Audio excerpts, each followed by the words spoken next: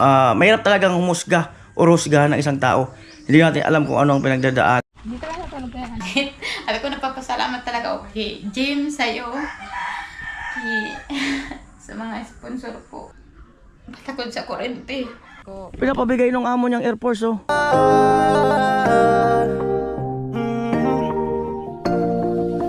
Kung sa pagtulong ng usapan ko, yan olis sa kalam. Wala na akong masasabi sa taon na. Yo, magandang araw mga kanuli, another episode po dito sa bahay ni Ekang. At nakarang araw sinabi ni Ekang na pauwi na ang kanyang mama. At kanina natanaw ko nga na parating na. Ayun yung kanyang mama, oh. Hello! Ako makain? Oh. Maya mga kanuli kumakain pa. Ayan, dito na po yung mama ni Ekang. Ayan. Ba, may biskwit. Salamat. Kailan ka biyahe? Hapon. Kahapon? Oo. Ilang oras biyahe? Alas Salamat 7 sa ko biskwit. Alas 7 ka umalis? Malis ako. Ngayon alas 8 ko alas. Nabila na tatay. Oo. Ayan, tuloy na talaga ang turnover. Oo nga eh. Buti na paaga yung pag-uwi mo. Siri ka kaya, Ayun ma, uli ka naman Uli pumayag yung boss mo. Nag-live yung isang linggo. Tapos na yung bahay, ready na lang yung ilipat nyo.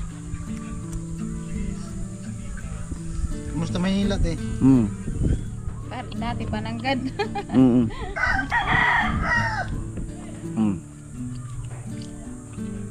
Ganda pagkagawa ah. Nalaga yan. Ginandaan talaga namin para sa inyo. Ayan. Hindi lang talaga yan.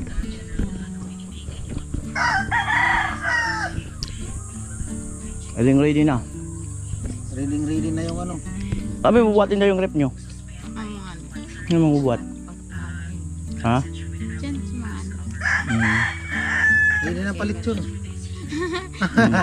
Bato. Pata, lilitsyonin natin. Lechon daw ng pato. Kailan balik mo? Ano pa naman? Isang linggo pa ako rito eh. Anong tama? Isang linggo ka? Di, May pa rin, May. Ayan. Unang tulog nyo dyan.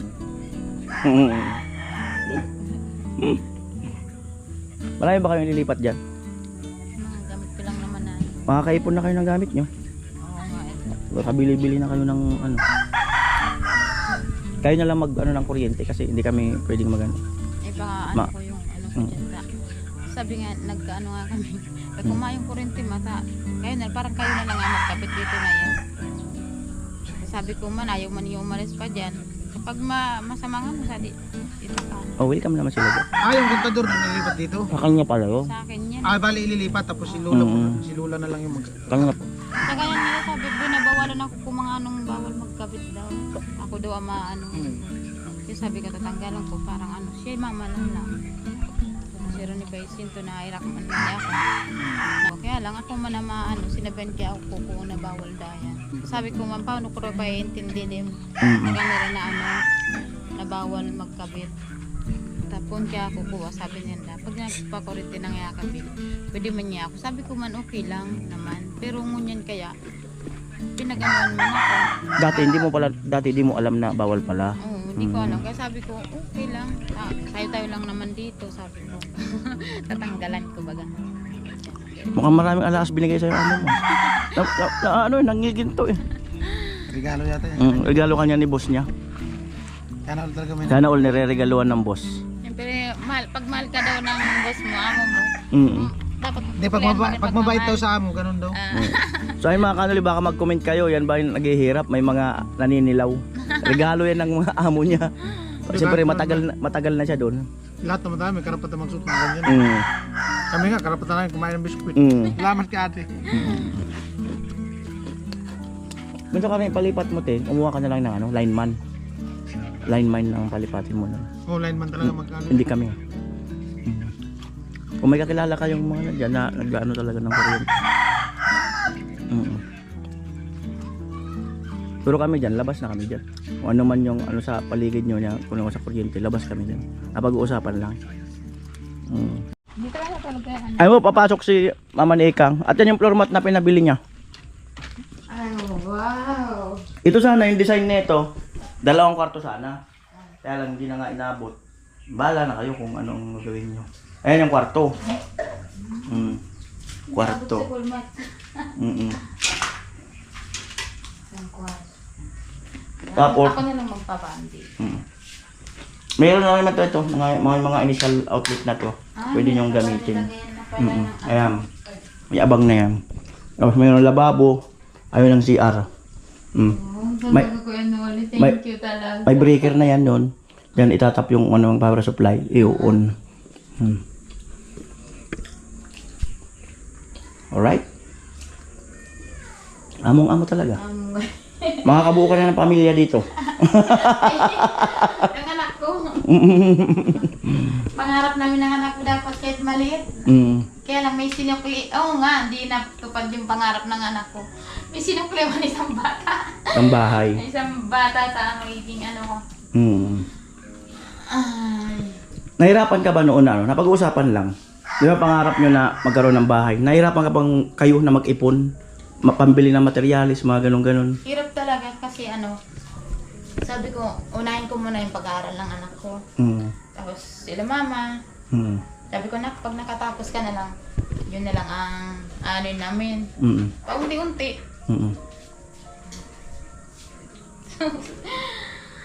Ay. Tapos yun, sabi ko, ano itong pag na mga siguro mga ano naman, makakaipon din tayo. Hindi ko akalain na ako magtao ka ng swerte. Sa linguan. Mga sponsor, siyempre. Kaya tuloy ako. Kayo na lang mag-improve dito. Ano ba, gusto nyong i-tiles? O gusto mong kesamihan? Yung iba pa, na gusto nyong pagandahin. Kung gusto nyong magpalagay ng terrace kaunti, bahala na kayo kung ano. Ang malaga ay uuwi ka dito. Si Ekang, baga okay na sila dito. Safe sila dito. Saka sila lola mo, pag may masamang panahon, pwede sila dito sumilong. Hindi na po kami tatakbo sa ano, Buting Bagyo, pupunta sa kabilang bahay. Saan kayo makikisilong dati? Pag may bagyo? Dati dun po sa may... Sa labasan? Bis kapag punong-puno na po sa mga pinsan ko, mga maganda rin ang bahay, sa ano, sa eskwelahan. Yung nakaraan ng Bagyo, nawala po ako ng Chirika lang po. Yung pala sinama na rin nila mama doon, nagsilong daw siya sa ano, sa eskwelahan. Tapos nawala yung ano, yung signal. Di ko alam kung anong gagawin ko nun. Yung pala nakaano man sila, nakasilong. Ano sabi ng boss mo na ito, may nagbigay sa'yo ng Sabi bahay? nga ng boss ko, sabi ko, Babel, yung pangarap mong magkabay, sabi mo, ipon-ipunin mo. May bahay ka na ba? Sabi ko, oo nga. Kay Rika naman yun. Tapos para pinag-ano kong mga vlogger. Sabi ko, ano ito pinapanood niyan din kang amo ko na ano. Sabi ko, ba't naman mga ano yan? Sabi ko, oo nga kung bakit. Sabi ko, napapasalamat talaga ako kay James sa'yo. Sa mga sponsor po.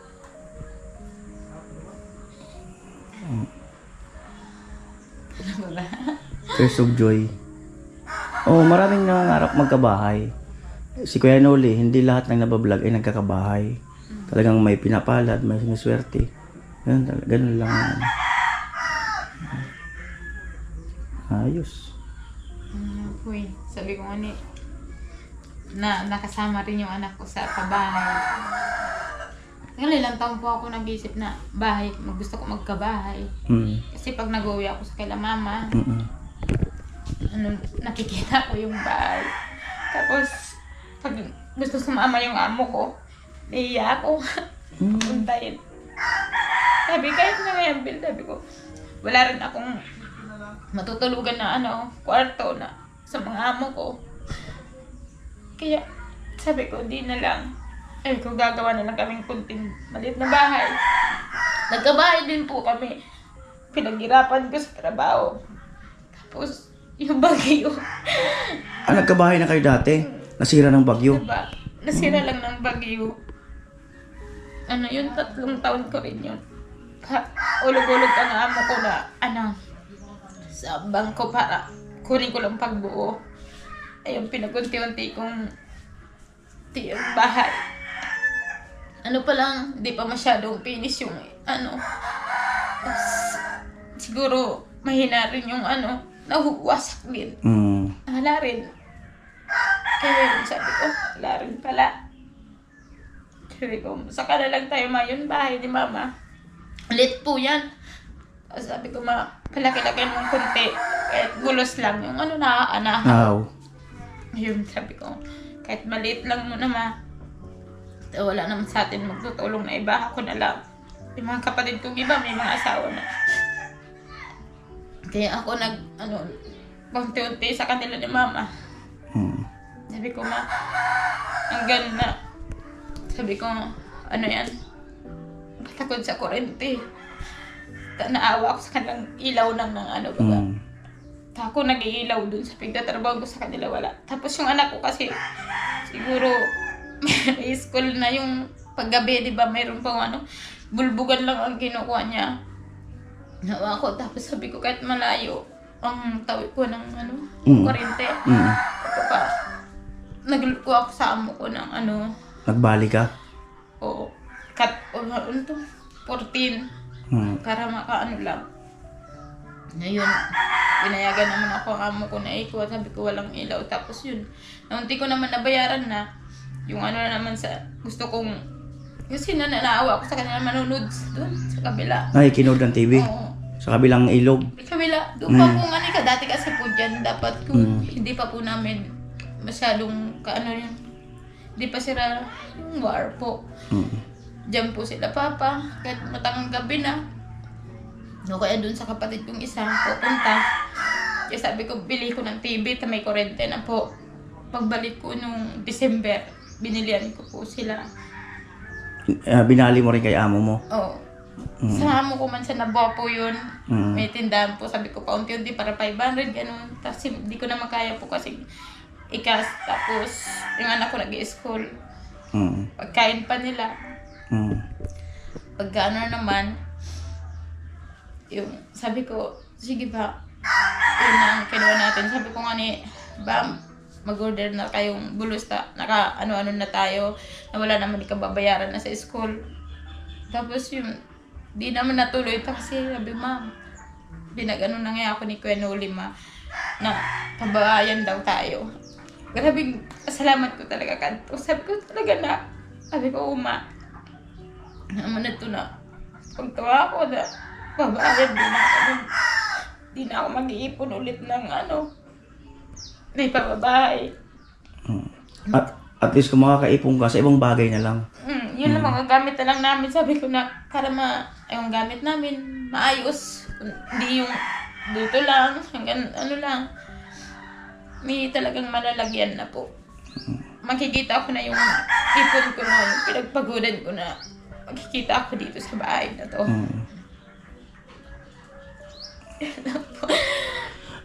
Si amo mo, di ba gustong sumama dito? Ito, pwede to. Pag nagkakwarto yan, si busing mo, kung gustong sumama, pwede na sila, di ba? Oo nga po, sa daw po, sa December, gusto namin ko, upo ate, pwede na po kayo doon natin. Sabi ko, okay lang tayo lang doon. Sabi ka, talaga? Sabi ko, pasamahin mo na ako, oo. Sabi ko, para makita mo naman doon sa amin. Tuwing po, umuwi kami, sumasama si Cindy to. Kaya lang, saglit lang po yung sakyan lang po niya, dadaan yan.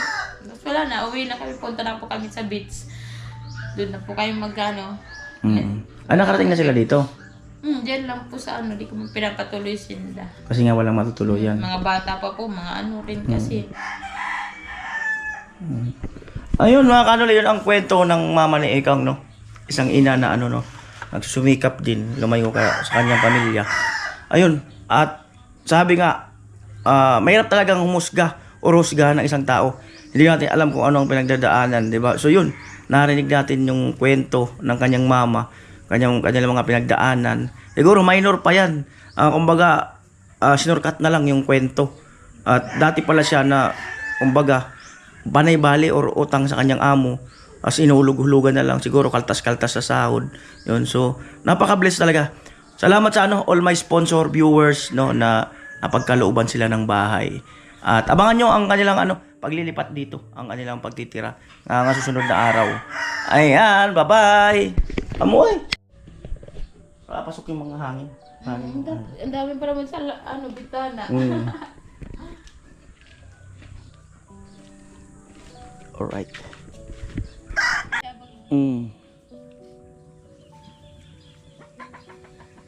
Amoy.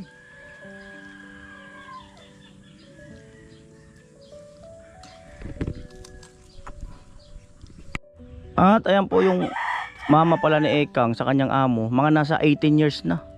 Kinder pa lang daw si Ekang noon. Nung nanabahuan siya doon. Kaya kumbaga alos dugtong na ang kanilang pusod ng amo niya. Kilala na nila ang isa't isa. Inaamo mo? Ala. Pwede mo daang gamitin sa mo. Pag mga ako. Pinapabigay ng amo niyang Air Force Charger. Paano hindi kuryente? Hindi ko alam kung paano paggugon. Ay, Charger. may bag na may charger. Yung parang pinapabutog yata. Hindi ko alam. Dito. Yung parang Oh. Ano kaya to? Ang lupit. magcha-charge yata kasi power bank. Parang ganun. Baka nandyan yung power bank. Kapag sa O salamat sa amo ni Papa ni Rika. Bakit? Pwede mo naman yan tawagin ng Papa. Di ba? Ang problema Ha? Oo, Papa na yan. Magulang niya na yun. Ganun naman talaga. Salamat po. Ano pangalan? Biner. Kuya Biner, ayan. And family. Maraming salamat. Ayan. Elements. Mamahalin yata to. Sa Air Force po yan, big ko pa sa kanila. Ha? Dami kasi doon, 4 na yan. Tapos sabi niya, di ba nga Bill, nanunod pati yun. Manunod. Di ba daw? Ano sabi niya? Sabi, Bill, paglagyan niya ng mo. Accessories. Daw. Lalong gumawa po. Salamat po.